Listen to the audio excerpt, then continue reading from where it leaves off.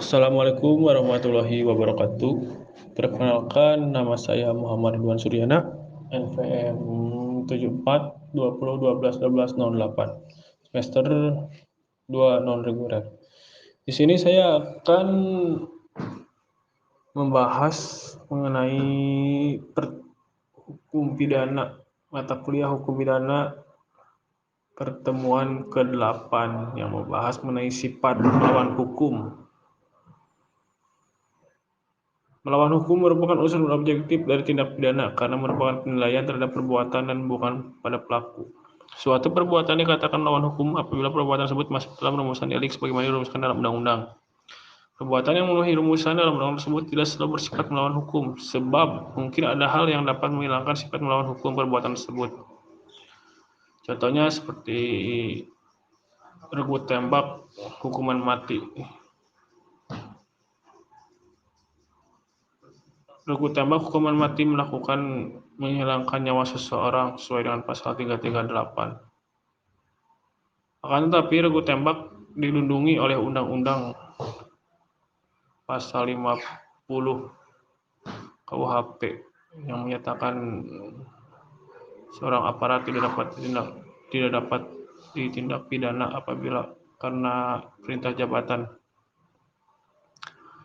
Jadi sifat melawan hukum terdiri dari sifat melawan hukum formil. Yang kedua, sikap melawan hukum secara material.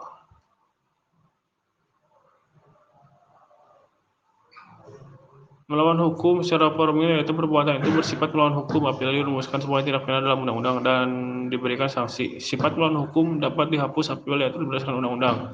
Jadi melawan hukum sama dengan bertentangan dengan undang-undang tertulis. Yang kedua yaitu melawan hukum material, bukan hanya berdasarkan undang-undang tertulis saja, tapi juga berdasarkan asas-asas hukum yang tidak tertulis atau living law. Sifat melawan hukum dapat dihapus berdasarkan undang-undang aturan hukum yang tertulis. Jadi melawan hukum sama dengan bertentangan dengan undang-undang atau hukum tertulis dan hukum tidak tertulis kebiasaan. Kesimpulan, sifat melawan hukum dapat dihapus dengan adanya alasan pembenar.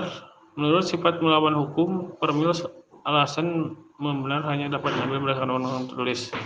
Menurut sifat melawan hukum material, alasan pembenar dapat diambil dari hukum tidak tertulis. Ajaran melawan hukum formil sudah tidak anut lagi sejak tahun 1963.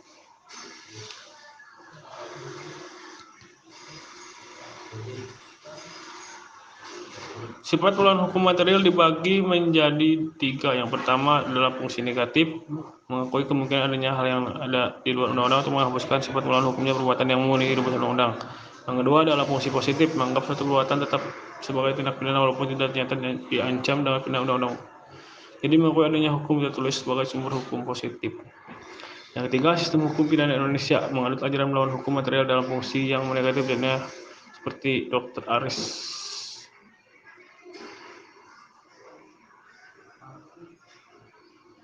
Sekian pembahasan dari saya. Mohon maaf bila ada kesalahan. Assalamualaikum warahmatullahi wabarakatuh.